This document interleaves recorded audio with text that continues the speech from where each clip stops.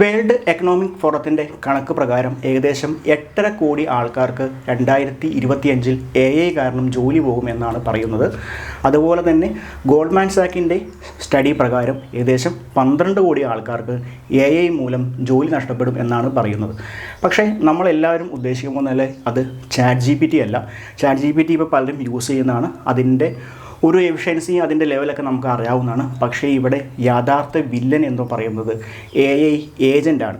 അപ്പോൾ എന്താണ് നോർമൽ നമ്മൾ യൂസ് ചെയ്യുന്ന ChatGPTയും AI ഏജൻറ്റും തമ്മിലുള്ള വ്യത്യാസം എന്ന് നോക്കാം. ഇപ്പോൾ ChatGPT നമുക്ക് അറിയാവുന്ന പോലെ നമ്മൾ ഒരു നിർദ്ദേശം കൊടുക്കുമ്പോൾ ആ നിർദ്ദേശം അനുസരിച്ചാണ് നമുക്ക് അതിൽ നിന്ന് ആൻസർ കിട്ടുന്നത്, അല്ലെങ്കിൽ നമ്മൾ കൊടുക്കുന്ന ഒരു ടാസ്ക് ചെയ്യുന്നത്. AI ഏജൻറ്റിലായിട്ട് വരുമ്പോൾ എന്താണെന്ന് വെച്ച് കഴിഞ്ഞാൽ മനുഷ്യൻ ഇന്ന് കമ്പ്യൂട്ടറിൻ്റെ മുമ്പിൽ ഇരുന്ന് ചെയ്യുന്ന ജോലികളൊക്കെ AI ഇതൊക്കെ എല്ലാം ഓട്ടോമേറ്റ് ചെയ്യും. അതായത് നമ്മുടെ കമ്പ്യൂട്ടറിൽ നമ്മൾ യൂസ് ചെയ്യുന്ന ബാക്കി എല്ലാ സോഫ്റ്റ്വെയറുകളും ഈ AI ഏജൻറ്റ് തന്നെ ഓട്ടോമേറ്റ് ചെയ്ത് പ്രവർത്തിക്കും. ഈ നോർമൽ AI ഏജൻറ്റുമായിട്ടുള്ള മെയിൻ ഒരു വ്യത്യാസം എന്ന് പറയുന്നത് AI ഏജൻറ്റ് സ്വന്തമായിട്ട് ഡിസിഷൻ എടുക്കും.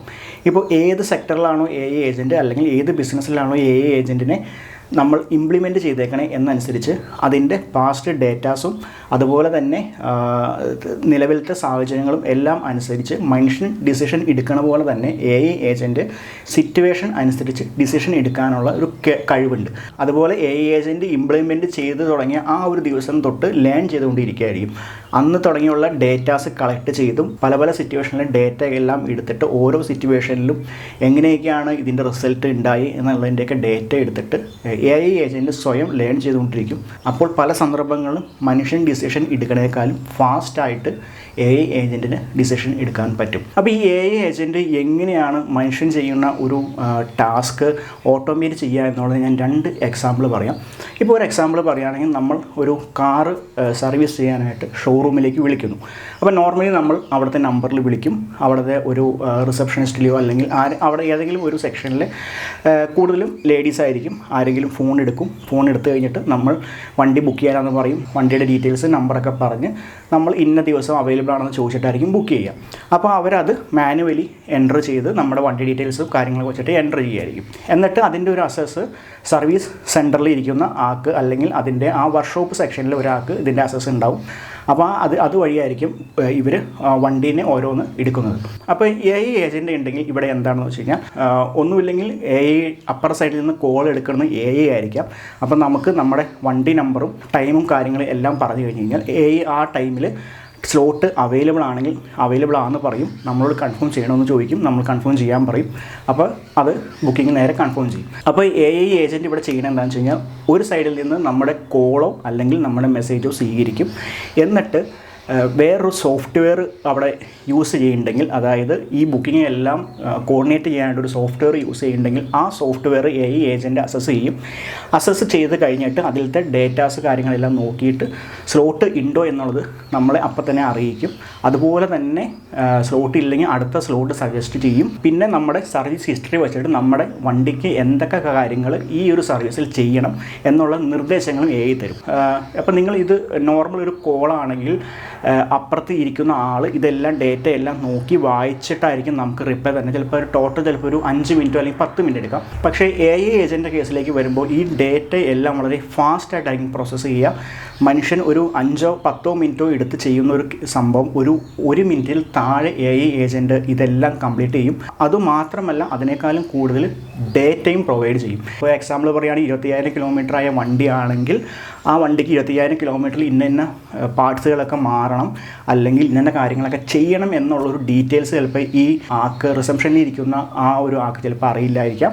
പക്ഷേ ഈ AI ഏജൻറ്റിന് ഈ എല്ലാ ഡേറ്റയും കമ്പനി കൊടുത്തിരിക്കുന്ന എല്ലാ ഡേറ്റയും അസസ് ചെയ്യാൻ പറ്റും. ഓരോ ടൈമിലും വണ്ടിക്ക് റീപ്ലേസ് ചെയ്യേണ്ട പാർട്സ് ചെയ്യേണ്ട കാര്യങ്ങൾ എല്ലാം അസസ് ചെയ്യാൻ പറ്റും. ഇതെല്ലാം സജഷനായിട്ട് കൊടുക്കുകയും ചെയ്യും. ഈ എൻ്റയർ പ്രോസസ്സ് മനുഷ്യൻ ചെയ്യണേക്കാളും ഒരു 100x എഫിഷ്യൻസിയിൽ ഒരു മിനിറ്റിൽ താഴെ എടുത്ത് ചെയ്യാൻ പറ്റും. അപ്പോൾ അതാണ് AI ഏജൻറ്റ് മനുഷ്യനെ ഈ ഒരു സെക്ഷനിൽ ഈസി ആയിട്ട് റീപ്ലേസ് ചെയ്യാൻ പറ്റും എന്ന് പറയുന്നതിൻ്റെ വേറൊരു കാരണം. അപ്പോൾ നിങ്ങൾ ആലോചിച്ച് നോക്കുക, ഇപ്പം ഞാൻ പറഞ്ഞൊരു എക്സാമ്പിൾ കാർ സർവീസ് ബുക്ക് ചെയ്യണം. അതേപോലത്തെ രീതിയിൽ വർക്ക് ചെയ്യുന്ന നമ്മുടെ സലൂണുകളുണ്ട്, ഹോസ്പിറ്റലുകളുണ്ട്, അങ്ങനെ പല സ്ഥലങ്ങളിലും നമ്മൾ ഇതേപോലെ വിളിച്ച് ബുക്ക് ചെയ്തിട്ട് അവിടെ എല്ലാം ഒരു റിസപ്ഷൻ ആളുണ്ടാവും, ഫോൺ അറ്റൻഡ് ചെയ്യാനുണ്ടാവും, ടെലികോളിങ്ങിന് ഒരാളുണ്ടാവും. അപ്പോൾ ഇങ്ങനത്തെ ജോബുകളൊക്കെ ഒരു AI ഏജൻറ്റ് സോഫ്റ്റ്വെയർ വച്ചിട്ട് സിമ്പിളായിട്ട് റീപ്ലേസ് ചെയ്യാൻ പറ്റും. ഇനി ഞാൻ ഒരു എക്സാമ്പിളും കൂടെ പറയാം. ഇപ്പം നമ്മുടെ നാട്ടിൽ എക്സൽ ഷീറ്റിൽ ഒരുപാട് ആൾക്കാർ വർക്ക് ചെയ്യുന്നുണ്ട്. നമ്മൾ പല കമ്പനികളിലും, ചെറിയ കമ്പനി തൊട്ട് വലിയ കമ്പനി തൊട്ട് ഹോൾസെയിൽ ബിസിനസ് തൊട്ട് അങ്ങനെ പല ബിസിനസ്സുകളിലും മെയിനായിട്ട് യൂസ് ചെയ്യുന്നതാണ് എക്സൽ. ആ എക്സലിലേക്ക് ഡേറ്റ എൻ്റർ ചെയ്യാനായിട്ട് ഒരാളുണ്ടാവും. അത് കഴിഞ്ഞിട്ട് ആ ഡേറ്റേനെ പല രീതിയിൽ സോർട്ട് ചെയ്യാനും അല്ലെങ്കിൽ അതിലത്തെ ഫങ്ഷൻസ് വച്ചിട്ട് ആ ഡേറ്റ പല രീതിയിൽ അതിൻ്റെ ഔട്ട്പുട്ട് എടുക്കാനൊക്കെ ഒരാളുണ്ടാവും. പക്ഷേ ഈ AI ഏജൻറ്റ് വന്നു കഴിഞ്ഞ് കഴിഞ്ഞാൽ എന്താണെന്ന് വെച്ച് കഴിഞ്ഞാൽ എക്സലിലൊക്കെ മനുഷ്യനേക്കാളും ഒരു 100x അല്ലെങ്കിൽ 1000 മടങ്ങ് AI ഏജൻറ്റ് എഫിഷ്യൻ്റ് ആയിരിക്കും. മനുഷ്യനുണ്ടാകുന്ന ഒരു ഡിലേ വരില്ല. എന്താണെന്ന് വെച്ച് കഴിഞ്ഞാൽ മനുഷ്യൻ ടൈപ്പ് ചെയ്ത് ഡേറ്റ എൻ്റർ ചെയ്യണം, അല്ലെങ്കിൽ അത് ആവശ്യം വരുമ്പോൾ അതേപോലെ ടൈപ്പ് ചെയ്ത് എടുക്കണം. അങ്ങനെ മനുഷ്യൻ മാനുവലായിട്ട് ചെയ്യണത് AI ഏജൻറ്റ് മിനിറ്റുകൾക്കുള്ളിൽ അല്ലെങ്കിൽ സെക്കൻഡുകൾക്കുള്ളിൽ ഈ ഡേറ്റ എല്ലാം എൻ്റർ ചെയ്യാനും അത് പ്രോസസ്സ് ചെയ്യാനും അത് നമുക്ക് വേണ്ട രീതിയിൽ അതിൻ്റെ ഡേറ്റ എടുക്കാനും അത് വച്ചിട്ട് ബിസിനസ് റിപ്പോർട്ട് തയ്യാറാക്കാനും സെയിൽസ് പ്രൊജക്ഷൻ തയ്യാറാക്കാനും, അല്ലെങ്കിൽ ഇപ്പോൾ കഴിഞ്ഞ മാസത്തേക്കാളും ഈ മാസം എക്സ്പെൻസ് കൂടിയെങ്കിൽ ആ എക്സ്പെൻസ് എവിടെയാണ് കൂടിയേക്കണേ, എത്ര പെർസെൻറ്റേജ് കൂടി, അങ്ങനെയുള്ള റിപ്പോർട്ടുകൾ ഫുൾ ഒരു ബിസിനസ് റിപ്പോർട്ടും അല്ലെങ്കിൽ ഫിനാൻഷ്യൽ റിപ്പോർട്ടും AI ഏജൻറ്റിന് എക്സലിൽ നിന്ന് എടുക്കാൻ പറ്റും. പക്ഷേ ഇതൊരു നോർമൽ മനുഷ്യന് കേപ്പബിൾ അല്ല. മനുഷ്യൻ എക്സൽ ഷീറ്റ് യൂസ് ചെയ്യണേക്കാളും ഒരു 1000 എഫിഷ്യൻസിയിൽ അതിനേക്കാളും വളരെ ഫാസ്റ്റായിട്ട് വിത്തിൻ സെക്കൻഡ്സിന് അല്ലെങ്കിൽ വിത്തിൻ 1-2 മിനിറ്റ്സിൽ തന്നെ AIക്ക് ഈ ഡേറ്റാസ് എല്ലാം പ്രോസസ്സ് ചെയ്ത് അതിൽ നിന്ന് ഒരു ഔട്ട്പുട്ട് ഉണ്ടാക്കാൻ പറ്റും. അപ്പം നിങ്ങൾ ആലോചിച്ച് നോക്കുക, എത്ര കോടി ആൾക്കാരാണ് എക്സൽ ഷീറ്റിൽ ഇന്ത്യയിൽ വർക്ക് ചെയ്യുന്നത്? ഏകദേശം 4 to 5 കോടി ആൾക്കാരാണ് ഇന്ത്യയിൽ എക്സൽ ഷീറ്റിൽ മാത്രം വർക്ക് ചെയ്യുന്നത്.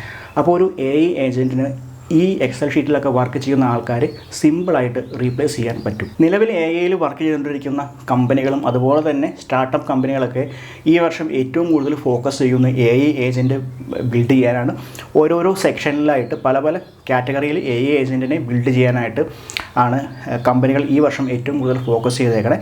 ഇപ്പോൾ നമ്മൾ ലോകത്തിലെ തന്നെ ഏറ്റവും വലിയ സ്റ്റാർട്ടപ്പ് ഇൻക്യുബേറ്ററായ Y Combinatorൻ്റെയൊക്കെ ഒരു ആപ്ലിക്കേഷൻ, ഈ വർഷത്തെ ആപ്ലിക്കേഷൻ എടുത്തു കഴിഞ്ഞ് കഴിഞ്ഞാൽ അവർ സ്റ്റാർട്ടപ്പുകളിൽ ഏറ്റവും കൂടുതൽ ഇൻവൈറ്റ് ചെയ്തേക്കുന്നത് AI ഏജൻറ്റ് ബിൽഡ് ചെയ്യുന്ന സ്റ്റാർട്ടപ്പിനെയാണ് അവർ ഏറ്റവും കൂടുതൽ മുൻഗണന ഈ വർഷം കൊടുത്തേക്കണേ. പുതിയ പല AI ഏജൻറ്റുകളും നമുക്ക് ഈ വർഷം പ്രതീക്ഷിക്കാം, 2025 പ്രതീക്ഷിക്കാം. അപ്പോൾ നിങ്ങൾക്ക് ഈ വീഡിയോനെ പറ്റിയുള്ള അഭിപ്രായം കമൻറ്റ് സെക്ഷനിൽ രേഖപ്പെടുത്താം. അതുപോലെ തന്നെ നിങ്ങൾക്ക് ഈ ഒരു സബ്ജക്റ്റിനെ പറ്റി AI അല്ലെങ്കിൽ AI ഏജൻറ്റിനെ പറ്റിയുള്ള നിങ്ങൾക്ക് അറിയാവുന്ന കാര്യങ്ങളൊക്കെ കമൻറ്റ് സെക്ഷനിൽ പങ്കുവയ്ക്കാം. അപ്പം നമുക്ക് അതിനെപ്പറ്റിയൊരു ഡിസ്കഷൻ ആകാം.